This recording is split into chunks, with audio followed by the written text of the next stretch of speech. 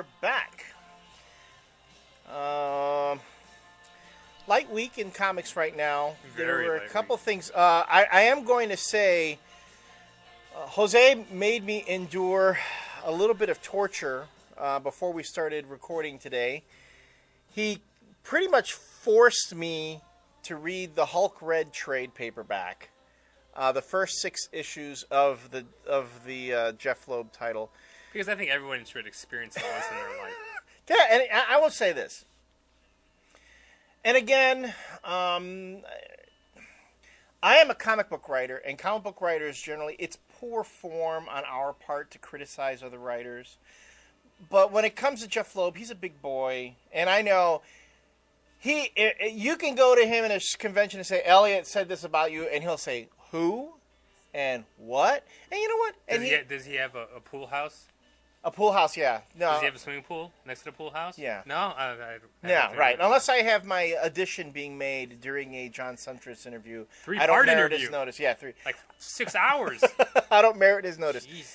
And I say this, with utmost respect, but what the fuck, man?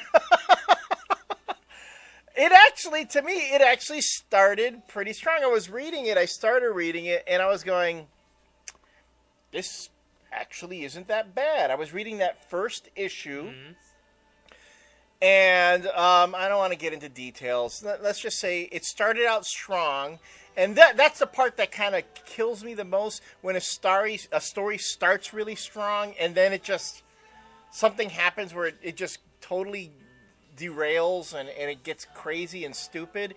And the humanity. Oh, the humanity.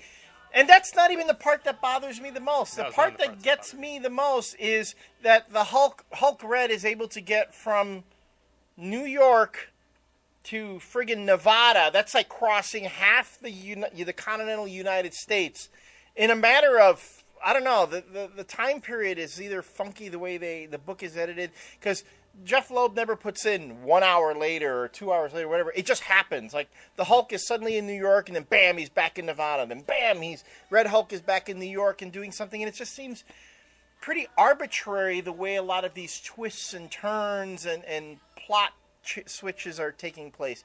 So, the books sell. Jeff Loeb is a successful writer. If people like that, then great. Then you're going to love Xena Army of Darkness.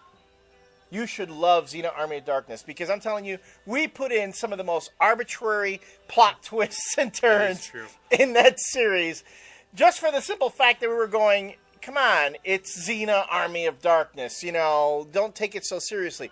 I mean, but this is. This is supposed to be the Hulk, though. It's supposed to be the Hulk, and I don't want to downplay our book. When Brandon and I wrote, it's not that bad. No, when Brandon and I wrote it, we said our story had to have internal logic, a certain consistency to it. There are reasons why things happen, and there were times when we put something in and we said, no, that's too ridiculous. Okay, so we kept that in mind. But as far as with Hulk Red, it seems like things just happen to shock you, and after a while, it got my suspension of disbelief. I lost it. And yeah, how much suspension of disbelief do you have to get, giant gamma-powered beings who can, crush mountains with their bare hands? I understand that.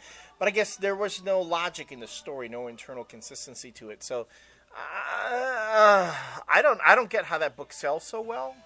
Now you feel my pain. I guess I do. And it's just, I guess I need to be like that 6-year-old who really gets Jeff Loeb's books. That's not who's buying that book, though. No, it's not who's buying it. That's true. It's like 30-years-olds with the mentality of a 6-year-old, which is even scarier. Yow, that's right. Yeah.